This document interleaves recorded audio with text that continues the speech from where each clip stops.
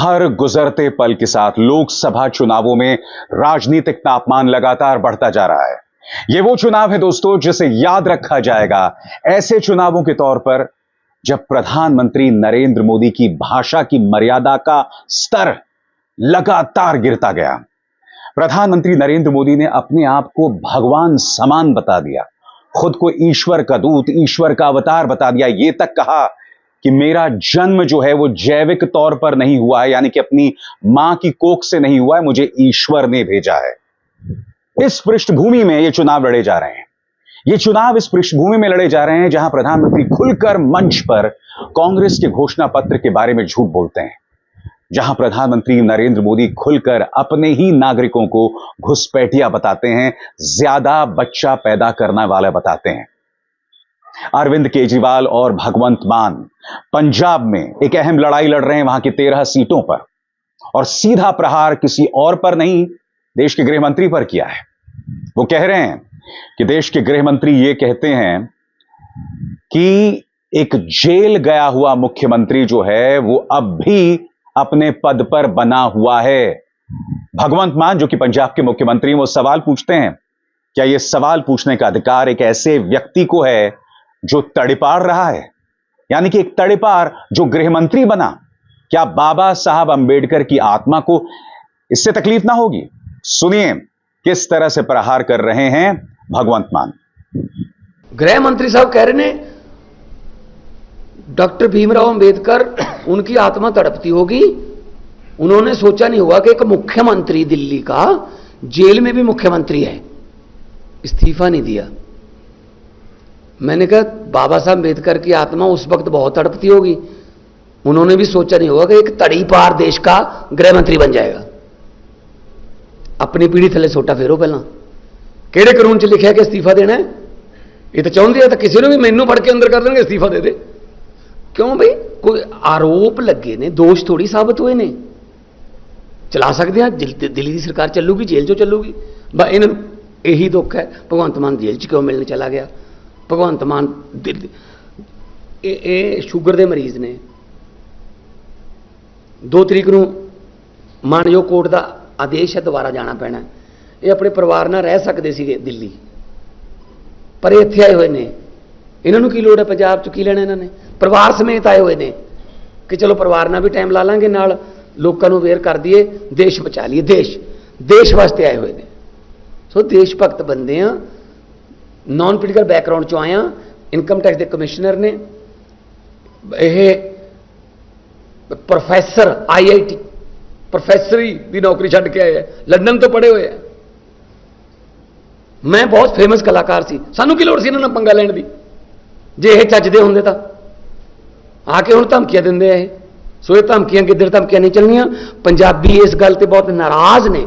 कल दे मैनूं फोन आ रहे हैं कि जी ऐ किवें कह गया ये कि सरकार तोड़ देंगे?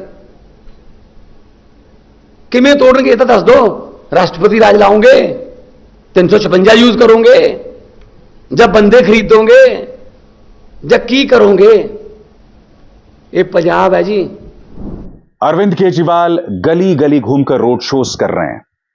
वो पंजाब की जनता को बता रहे हैं कि हमने जब से हमारी सरकार वजूद में आई आपको कई जो है सुविधाएं प्रदान की, मगर देश के गृह मंत्री अमित शाह लगातार धमकी दे रहे हैं कि वो पंजाब की सरकार को गिरा देंगे, और इसके जरिए कहीं ना कहीं वो पंजाबी अस्मिता का सवाल भी उठा रहे हैं। सुनिए अरविंद केजरीवाल रोड शो में क्या कहते हैं। ये बीजेपी वालों ने एक बड़ी गंदी षड्यंत्र बनाया है पंजाब के लोगों के लिए। कल अमित शाह आए थे लुधियाना, आया था ना? उन्होंने षड्यंत्र बनाया है आपकी बिजली का बिल फिर से आने का। ये जो 0 बिजली का बिल आता है, अगर आपने बीजेपी को वोट दे दिया तो ये बिजली का बिल 0 आना बंद हो जाएगा। कल वो धमकी दे के गए हैं पंजाबियों को, बोले 4 जून के बाद आम आदमी पार्टी को बर्खास्त कर देंगे पंजाब से और भगवंत मान को सीएम से हटा देंगे। आप बर्दाश्त करोगे पंजाबियों?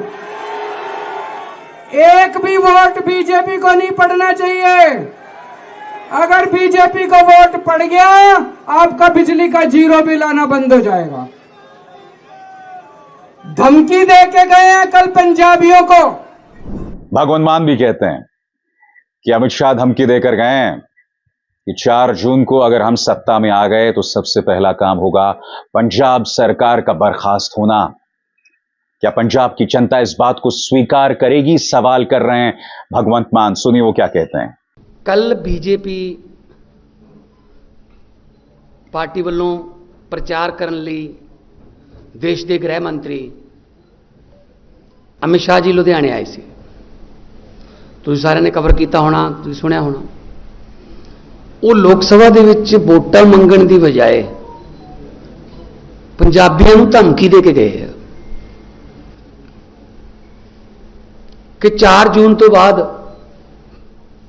ਭਗਵੰਤ ਮਾਨ ਦੀ ਸਰਕਾਰ ਤੋੜ ਦਾਂਗੇ ਸੀ, ਭਗਵੰਤ ਮਾਨ ਸੀਐਮ ਨਹੀਂ ਰਹੂਗਾ। ਇਲੈਕਸ਼ਨ ਤਾਂ ਸੈਂਟਰ ਸਰਕਾਰ ਦੀ ਹੈ ਤੇ ਉਹ ਇਦਾਂ ਧਮਕੀਆਂ ਦੇ ਰਹੇ ਇੱਕ ਚੁਣੀ ਹੋਈ ਸਰਕਾਰ ਨੂੰ। ਅਸਲ 'ਚ ਨਾ ਖੂਨ ਮੂੰਹ ਨੂੰ ਲੱਗਿਆ ਹੋਇਆ ਹੈ। ਪਹਿਲਾਂ ਇਹ ਹੋਰਨਾਂ ਪਾਰਟੀਆਂ ਦੇ ਐਮਐਲਏ ਖਰੀਦਦੇ ਰਹੇ ਹੈ, ਅਸਤੀਫੇ ਦਿਵਾਉਂਦੇ ਰਹੇ ਹੈ, ਬਾਈ ਇਲੈਕਸ਼ਨਾਂ ਰਾਹੀਂ ਜਿੱਤਦੇ ਰਹੇ ਹੈ। ਜਿਵੇਂ ਚੰਡੀਗੜ੍ਹ 'ਚ ਮੇਅਰ ਦਾ ਕੀਤਾ ਸੀ, ਉਹ ਤਾਂ ਖੁਸ਼ਕਿਸਮਤੀ ਨਾਲ ਕੈਮਰੇ ਲੱਗੇ ਹੋਏ ਸੀ ਤੇ ਸੁਪਰੀਮ ਕੋਰਟ ਨੇ ਫੈਸਲਾ ਕਰਤਾ। ਪੰਜਾਬੀ ਜਿਹੜੇ ਨੇ ਦੇਸ਼ ਦੇ ਵਿੱਚ ਸਭ ਤੋਂ ਵੱਧ ਕੁਰਬਾਨੀਆਂ ਦੇਸ਼ ਲੈਣ ਵਾਸਤੇ ਪੰਜਾਬੀਆਂ ਦੀਆਂ ਨੇ। ਅਸੀਂ ਦੇਸ਼ ਲੈ ਕੇ ਦਿੱਤਾ ਸਾਡੇ ਪੁਰਖਿਆਂ ਨੇ, ਤੇ ਇਹ ਦੇਸ਼ ਦੇ ਗ੍ਰਹਿ ਮੰਤਰੀ ਬਣ ਕੇ ਧਮਕੀਆਂ ਦੇਣ ਆ ਗਏ ਪੰਜਾਬੀਆਂ ਨੂੰ। ਪਿਆਰ ਨਾਲ ਸਾਥੋਂ ਜੋ ਮਰਜ਼ੀ ਕਰਾ ਲਓ, ਪਰ ਜੇ ਤੁਹਾਨੂੰ ਪੰਜਾਬੀਆਂ ਨੂੰ ਕੋਈ ਧਮਕੀ ਦੇਊਗਾ ਜਾਂ ਡਰਾਊਗਾ, ਉਹਦਾ ਬਹੁਤ ਉਲਟਾ ਅਸਰ ਹੁੰਦਾ ਹੈ। ਇਹ ਕਿਸਾਨਾਂ ਦੇ ਅੰਦੋਲਨ ਵੇਲੇ ਦੇਖਿਆ ਹੋਇਆ ਲੋਕਾਂ ਨੇ, ਮੋਦੀ ਨੇ ਵੀ ਦੇਖਿਆ ਹੋਇਆ ਕਿ 1.25 ਸਾਲ 1.5 ਸਾਲ ਜਿੱਦ ਕਰੀ ਬੈਠਾ ਰਿਹਾ, पर 1.5 साल बाद माफ़ी मंगनी पै गई कि मेरी तपस्या में कहीं कमी रह गई है। सो ये गल कहना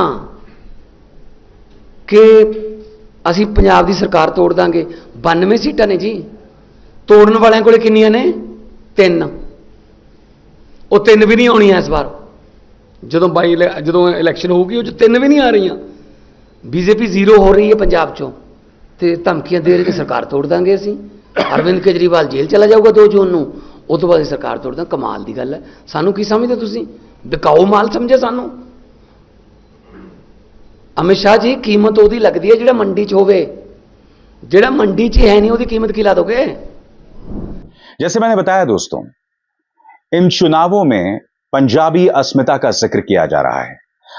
बार बार चाहे कांग्रेस हो या आम आदमी पार्टी यही सवाल उठा रही है कि आपने इस बात पर गौर किया होगा कि किस तरह से 700 किसानों की मौत हो गई, मगर प्रधानमंत्री नरेंद्र मोदी का दिल नहीं पसीजा, उन्हें इसका कोई भी फर्क नहीं पड़ा। वो पंजाब की जनता को उन 700 किसानों की शहादत याद दिला रहे हैं। सुनिए वो क्या कहते हैं। 2 साल पहले इन्होंने किसानों को रोका, किसान दिल्ली की तरफ कूच किए। वो दिल्ली जाना चाहते थे। दिल्ली किसी के पिताजी की तो है नहीं, 140 करोड़ लोगों की दिल्ली है, देश की राजधानी है, कोई भी जा सकता है दिल्ली। पंजाब के किसानों को दिल्ली के बॉर्डर पे रोका, वहां पे सड़क पे कीलें लगा दी, बोल्डर, बड़े बड़े बोल्डर रख दिए और उनको दिल्ली के अंदर नहीं जाने दिया। 1 साल तक किसान वहां बैठे रहे, लेकिन इनकी तानाशाही खत्म नहीं हुई और इस 1 साल के अंदर 700 किसानों ने अपनी जान गंवाई। उन 700 में अधिकतर किसान पंजाब के थे। ये लोग नफरत करते हैं पंजाब के लोगों से, पंजाबियों से। मोदी और अमित शाह की जोड़ी नफरत करती है पंजाब के लोगों से। हमारी सरकार बनी पंजाब के अंदर, पंजाब के लोगों की मर्जी, किसी को भी वोट दें। संविधान कहता है कि चुनाव में किसी को भी वोट दे सकते हो, जनतंत्र है। उन्होंने हमारी सरकार चुन के भेजी और जब से हमारी सरकार बनी है केंद्र सरकार ने अपने फंड रोक दिए। 9,000 करोड़ रुपए पंजाब के लोगों का जो हक था, 5,500 करोड़ आरडीएफ का पैसा, जिससे कि गांव-गांव के अंदर सड़कें बननी थी, नेशनल हेल्थ मिशन का पैसा, जिससे मोहल्ला क्लिनिक बनने थे, 9,000 करोड़ रुपए उन्होंने रोक दिए, क्योंकि वो पंजाब का विकास नहीं होने देना चाहते, पंजाब का विकास रोकना चाहते हैं। क्यों? आपका कसूर क्या है? पंजाब के लोगों का कसूर है कि तुमने आम आदमी पार्टी की सरकार क्यों चुनी। लेकिन कल जो इन्होंने किया वो तो हद हो गई है। सीधे सीधे गुंडागर्दी और तानाशाही के ऊपर उतर आए हैं कि हम पंजाब के लोगों की सरकार गिरा देंगे, मुख्यमंत्री को हटा देंगे। मैं अमित शाह जी से कहना चाहता हूं, पहले 4 जून को अपनी सरकार बना लो, अपने बारे में सोचो। पंजाब के लोगों को धमकियां देना बंद करो। पंजाब के लोग इस बार जब बटन दबाने जाएंगे तब आपको सबक सिखाएंगे, आपकी धमकी का जवाब देंगे। और जैसे कि मैंने कार्यक्रम में आपको याद दिलाया, अरविंद केजरीवाल जनता से यह भी पूछ रहे हैं कि एक ऐसा व्यक्ति आज की तारीख में देश का प्रधानमंत्री है जो खुद को ईश्वर का अवतार बताता है, जो मुद्दों से भागता है, तो क्या ऐसी सरकार को बर्दाश्त किया जा सकता है 4 जून के बाहर? सवाल सीधा जनता से, सुनिए क्या कहते हैं। आजकल मोदी जी के इंटरव्यू देखे आप लोगों ने? इंटरव्यू में मोदी जी कह रहे हैं मैं अपनी मां की पेट से पैदा नहीं हुआ था, मैं भगवान का अवतार हूं, मैं सीधा ऊपर से आया था। सुना आप लोगों ने? नेट पे जाके देखना, इंटरनेट पे मोदी जी कह रहे हैं मैं भगवान का अवतार हूं। कौन कौन मानता है भगवान का अवतार है? ये गलत बात है। अहंकार हो गया इन लोगों को, घमंड हो गया इन लोगों को। इस बार ऐसा बटन दबाना, इन लोगों का घमंड तोड़ देना। इन चुनावों को इस बात को लेकर भी याद किया जाएगा दोस्तों कि किस तरह से भाषा का स्तर लगातार गिरा, और इसका श्रेय किसी और को नहीं, देश के प्रधानमंत्री को दिया जाना चाहिए। वो प्रधानमंत्री जिन्होंने शुरुआत की मटन मछली मुर्गा से, फिर वो मंगलसूत्र पर गए, मुगलों पर भी गए, बीच में बकरी पर पहुंच गए, गाय भैंस पर पहुंच गए, यानी कि मुद्दों पर रहने के बजाय इन तमाम चीजों का जिक्र। और वो व्यक्ति जो इन तमाम जुमलों का इस्तेमाल कर रहा है, फिर अपने आप को ईश्वर का दूत बताता है। भगवंत मान सवाल पूछ रहे हैं कि प्रधानमंत्री नरेंद्र मोदी मुद्दों पर रहने के बजाय इन अनर्गल मुद्दों की चर्चा करते हैं, आखिर क्यों? यह सवाल उनका है। खरगोश नूं किसी ने कहा अज मीट बनाइए, वो कहना अपना बाजे वही बहुत है। सो अपना फिक्र करो जी। जो 5 चरणा 6 चरणा ਦੇ ਵਿੱਚ ਲੋਕਾਂ ਨੇ ਦੱਸਤਾ ਤੇ प्रधानमंत्री ਦਾ भाषण बदल गया। प्रधानमंत्री कदे इस लैवल ते देखिया किसी देश का प्रधानमंत्री बोलता कि जे सानू वोट ना पाई तो इंडिया गठबंधन वाले थोड़ियां 3 बकरियां चो 2 बकरियां ले जाएंगे। प्रधानमंत्री बोल रहे 2 मज्जां चो 1 मज्ज ले जाएंगे। जो थोड़े को 2 चप्पलों ने 1 चप्पल चक के ले जाएंगे। जो थोड़े को साइकिल है वो हैंडल ले जाएंगे या पैडल ले जाएंगे। ये सरपंच लेवल तक के भी मसले नहीं है। हिंदी दे विच मूल लफज शब्द 1.5 लाख है, बाकी हर भाषा अडॉप्ट कर दी है, संस्कृत चों, उर्दू चों, फारसी चों। हिंदी को 6.5 लाख लफज है हिंदी को, प्रधानमंत्री को 10 है। हिंदुस्तान, पाकिस्तान, कब्रिस्तान, शमशान, गाय भैंस, बकरी, मटन, मछली, मंगलसूत्र, बस आप प्रधानमंत्री।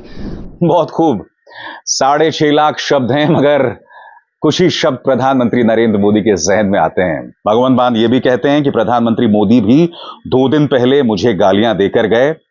इनका दिल्ली दरबार देखा है, इन्होंने शिवराज सिंह चौहान, रमन सिंह, वेंकैया नायडू की राजनीति खत्म कर दी। यहां सिर्फ और सिर्फ प्रधानमंत्री नरेंद्र मोदी और अमित शाह ही दिखाई देते हैं। सुनिए क्या कह रहे हैं। 92 सीटां दित्तियां लोगों ने, 40-40, 50-50, 60-60, 70-70 हज़ार ते जिते हुए हैं। कोई छोटा मार्जिन नहीं हैगा। तो तुसीं सोचते हो भी असीं इदां ही तोड़ देंगे? आम आदमी पार्टी कोई छोटा मोटा कोई डक्का है कहते टुट जूगी? आम आदमी पार्टी संगठन है। आम आदमी पार्टी अरविंद केजरीवाल की सोच है। केजरीवाल एक व्यक्ति थोड़ी है। व्यक्ति को अंदर कर दोगे, सोच को किवें अंदर करोगे? पहला करके देख लिया इन्होंने अंदर। हेमंत सोरेन को अंदर करता, कहते लड़ इलैक्शन साडे नाल होण। शिव सेना तोड़ती, कहते लड़ो हुण। शरद पवार की पार्टी तोड़ती, कहते लड़ो साडे नाल। अरविंद जी को अंदर करता, कहते लड़ो साडे नाल। सारियां विरोधी पार्टियों अंदर करके ईडी भेज के कदे कुछ डरा के बाद कहते इलैक्शन लड़ लो साडे नाल हुण। प्रधानमंत्री आया परसों, वो मैनू गालां कढ गया 2 दिन। कहते मैं जेल च क्यों मिलने गया इन्होंने? की गल मेरे बॉस ने पार्टी के नेशनल कन्वीनर ने जेल से मिल नहीं जा सकते। मतलब हद है हैरानी दी। कहते कि दिल्ली दरबार, ये किहड़ा दिल्ली दरबार है? अपने वाला दिल्ली दरबार देखे इन्होंने? शिवराज चौहान की राजनीति खत्म करके रखती, खट्टर की राजनीति खत्म करके रखती, रमन सिंह की राजनीति खत्म करके रखती, वेंकैया नायडू की राजनीति खत्म करके रखती। ਜਿਹੜਾ दिल्ली दरबार च हाजरी नहीं लवाਉਂਦਾ ਉਹਨੂੰ ਚੱਕ ਕੇ ਮਾਰਦੇ ਆ। ਸਭ ਤੋਂ ਵੱਡਾ ਦਰਬਾਰ ਤਾਂ ਤੁਸੀਂ ਲਾਇਆ ਹੋਇਆ ਚਮਚਾਗਿਰੀ ਦਾ। ਦੋ ਬੰਦਿਆਂ ਤੋਂ ਬਾਅਦ ਨਾਂ ਨਹੀਂ ਜਾਣਦਾ ਦੇਸ਼ ਕਿਸੇ ਮੰਤਰੀ ਦਾ, ਕਿਸੇ ਨੂੰ ਆਉਣ ਹੀ ਨਹੀਂ ਦਿੰਦੇ ਮੂਹਰੇ। ਵਿਦੇਸ਼ ਮੰਤਰੀ ਕਦੇ ਵਿਦੇਸ਼ ਨਹੀਂ ਗਿਆ, ਉਹ ਤਾਂ ਸਿਰਫ ਪ੍ਰਧਾਨ ਮੰਤਰੀ ਨੂੰ ਲੈਣ ਤੇ ਛੱਡਣ ਜਾਂਦਾ ਬਸ। ਸੋ ਇਹ ਧਮਕੀ ਦੇਣਾ ਕਿ ਆਮ ਆਦਮੀ ਪਾਰਟੀ ਦੀ ਸਰਕਾਰ ਤੋੜ ਦੇਣਗੇ, ਇਹ ਬਹੁਤ ਗਲਤਫਹਿਮੀ 'ਚ ਨੇ, ਜਾਂ ਫਿਰ ਇਹਨੂੰ ਖੁਸ਼ਫਹਿਮੀ ਕਹਿ ਲਓ। ਆਮ ਆਦਮੀ ਪਾਰਟੀ ਦੀ ਸਰਕਾਰ ਕੱਲੇ ਆ 3 ਸਾਲ ਨਹੀਂ, ਅਗਲੇ 15 ਸਾਲਾਂ ਵਾਸਤੇ ਆਮ ਆਦਮੀ ਪਾਰਟੀ ਸਰਕਾਰ ਦਾ ਲੋਕ ਮਨ ਬਣਾਈ ਬੈਠੇ ਨੇ। 7 ਸਾਡੇ ਰਾਜ ਸਭਾ ਦੇ ਨੇ, ਰਾਜ ਸਭਾ ਦੇ ਮੈਂਬਰ ਬੈਠੇ ਸਾਡੇ, ਸੰਦੀਪ ਪਾਠਕ ਜੀ। 7 ਸਾਡੇ ਰਾਜ ਸਭਾ 'ਚ ਨੇ, 13 ਸਾਡੇ ਜਾਣਗੇ ਹੁਣ ਲੋਕ ਸਭਾ 'ਚ। 20 4 ਦਿੱਲੀ ਤੋਂ ਆ ਰਹੇ ਹੈ, 1 ਕੁਰਸ਼ੇਤਰ ਤੋਂ, 25 2 ਗੁਜਰਾਤ ਤੋਂ, 2 ਆ ਰਹੇ ਆਸਾਮ ਤੋਂ, 27 28 ਹੋ ਗਏ ਜੀ। 3 ਦਿੱਲੀ ਤੋਂ ਨੇ ਰਾਜ ਸਭਾ, 32 35 ਹੋ ਗਏ। ਬਹੁਤ ਵੱਡੀ ਰਾਜਨੀਤਿਕ ਸ਼ਕਤੀ ਬਣ ਕੇ ਉੱਭਰ ਰਹੀ ਹੈ ਆਮ ਆਦਮੀ ਪਾਰਟੀ। 4 जून ਨੂੰ अपनियां बचाओ। तो जैसे मैंने बताया दोस्तों, तापमान लगातार बढ़ रहा है, तेवर सख्त होते जा रहे हैं। मगर मुझे इस बात की खुशी है कि विपक्ष उस लहजे में बात नहीं कर रहा है, उस गाली गलौज के लहजे में बात नहीं कर रहा है जो हम भाजपा में लगातार देख रहे हैं, उनके तमाम नेताओं में लगातार देख रहे हैं। आपने देखा होगा हेमंत बिस्व शर्मा जो कि असम के मुख्यमंत्री हैं, उन्होंने न्यूज 24 को खुलेआम कहा कि मैं तो हिंदू मुस्लिम करूंगा और मैं लगातार करूंगा। और वो लगातार कहते रहे कि किस तरह से अत्याचार और नाइंसाफी हो रही है हिंदुओं पर। पिछले 75 सालों में हिंदुओं ने तरक्की की है, उन्हें अच्छी नौकरियां मिली हैं, उनके लिए कहीं कोई रुकावट सामने उभर कर नहीं आई है। मगर एक राज्य के मुख्यमंत्री को बेवजह हिंदुओं को भड़काना और डराना है, क्योंकि यही कहीं ना कहीं इनकी राजनीति हो गई है। यही हेमंत बिस्व शर्मा के लहजे में, उनके शब्दों में, अमित शाह के तेवरों में, उनके शब्दों में, और प्रधानमंत्री नरेंद्र मोदी के अंदाज में, उनके शब्दों में दिखाई देती है। बोल के लब आजाद है तेरे में, बस इतना ही। अभिसार शर्मा को दीजिए इजाजत, नमस्कार। स्वतंत्र और आजाद पत्रकारिता का समर्थन कीजिए, सच में मेरा साथी बनिए। बहुत आसान है दोस्तों, इस ज्वाइन बटन को दबाइए और आपके सामने आएंगे ये 3 विकल्प, इनमें से एक चुनिए और सच के इस सफर में मेरा साथी बनिए।